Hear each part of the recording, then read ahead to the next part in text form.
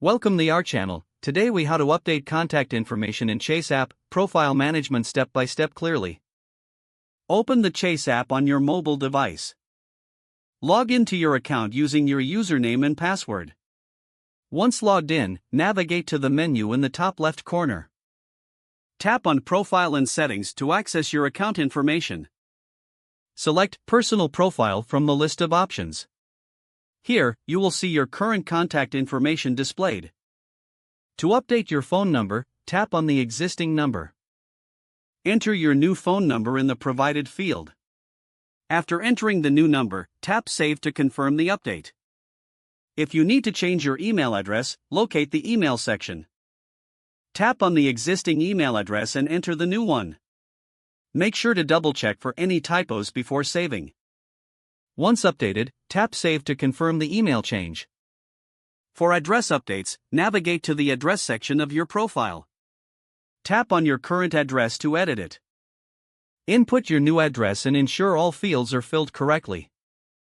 After entering the new address, tap Save to finalize the changes. Review all your updated information to ensure accuracy. If everything looks correct, you can exit the Profile Management section. Your contact information is now successfully updated in the Chase app. If the page does not load, refresh the browser or try again in a private or incognito window. Make sure you are using the correct email address, then retype it carefully to avoid small typos. If your password is not accepted, use the reset option and create a new strong password you can remember. Check your spam folder for verification or security emails, then complete any requested confirmation steps. Enable two-factor authentication if available to improve account security and reduce unauthorized access risk. After signing in, review your profile details so your contact information and settings are accurate and current. If you see an error message, note it down and try again after restarting your device and internet connection.